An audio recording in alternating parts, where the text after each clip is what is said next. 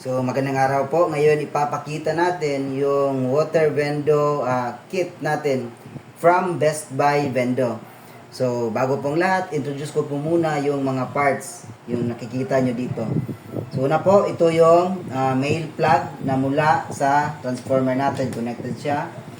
So dito 220 volts, dito naman 12 volts. So plug ko na po yan.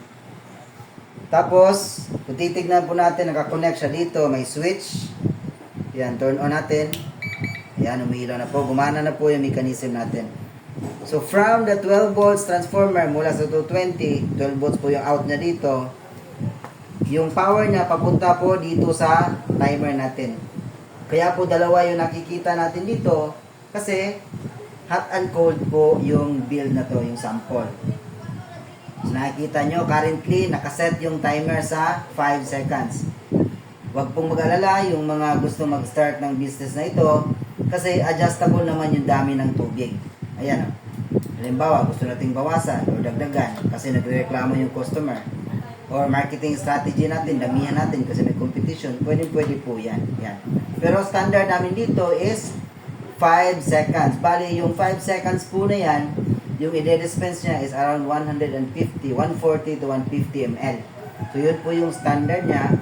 So, with that computation po, yung isang container po na ibibenta nyo, pag naubos po yun, magkakasale po kayo around 120 pesos.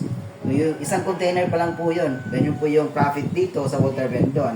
120 pesos at least per container. So, may nagtatanong din, magkano naman yung electrical bill? Sama ko na rin. Kasi yung isa yun sa decision making na gagawin natin kung mag-start tayo ng business. Yung electrical bill po ng water vendo, around 200 plus lang po per month.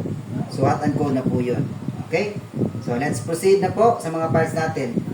Going back, recap ko po. Ito yung male plug. Tapos, papunta sa transformer, 220 volts po dito.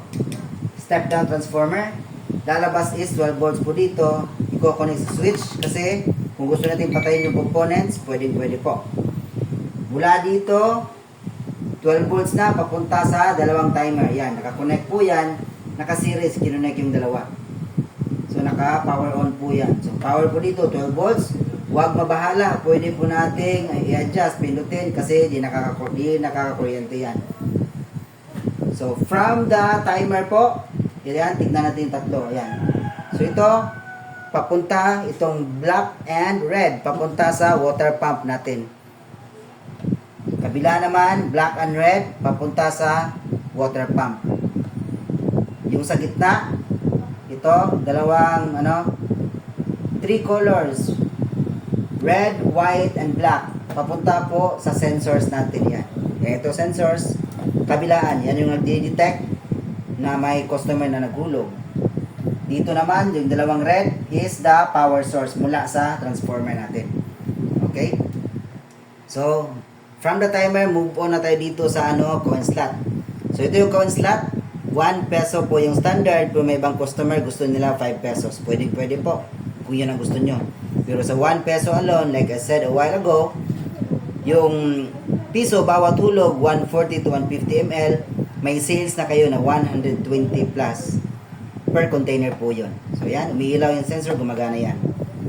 So dito naman sa kabila, makikita natin is the water pump. Ito yung naghihigop ng tubig mula sa tangke. Kabilaan kasi yan, kasi yung isa para sa cold or malamig na tubig, yung isa naman is para sa hot. Kung bibili po kayo ng kit namin, kasama na po ito lahat na nakikita nyo. Hindi kasama yung table. Ito lang, components. Okay, so, yung filter, yung pump pala natin, nilagyan na rin natin ng filter para mag-increase yung lifespan ng water pump natin. Kasi, observation namin, medyo may nasisira na pump pagka may dumi na nakakapasok dito. So, yan po. So, one more thing, may ilaw rin dito, indicator, nilalagyan natin sa harap ng vendo. Optional na po to. Pero sa package po na to, kasama po yan. So, by the way, kung nag-purchase kayo ng kit namin, ito, para mas madali po sa inyo, ipapack namin, nakakonect na po ito lahat. Ayan, para di kayo mahirapan. Ayan o.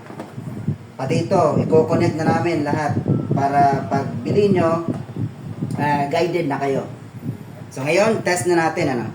So dito tayo mauna sa kabila. Uhulugan natin ng piso. Ayan. Maririnig nyo, umaanda yung pump. Tsaka nagka-countdown naman yung timer niya. Kabila tayo. Ayan, ihulog ko dito sa side para makita nyo. Anong nangyayari. Ayan. Nagka-countdown tsaka tumutunog yung pump. Meaning, umaanda na yan. Sa state na yon na umaandar siya, nagde-dispense na siya ng tubig. So, may in dito mula sa tangke. Tapos out, papunta na to sa gripo. So, para di kayo mahirapan, ililabel din namin ang mga end ng hose na to, kung saan siya galing at saan siya papunta. Okay? So, basically, ito na po yung build ng Best Buy Vendo Water Vendo Startup Kit. So, ito po yung demand ng customers natin na binibigyan namin ng halaga para yung mga kababayan po natin makabuild ng water vendo na gusto mag-DIY. So, yun lang po today. Maraming salamat po. Please like and subscribe. Have a nice day po sa inyo. Pagpalain po kayo ng po may kapal.